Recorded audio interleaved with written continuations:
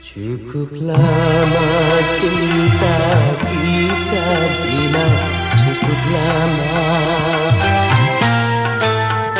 Cukup sudah perjuangan kita, cukup sudah untuk membina mahligai indah, rumah tangga yang bahagia. Tapi kini apa yang terjadi? Kau bersanding dengan orang lain.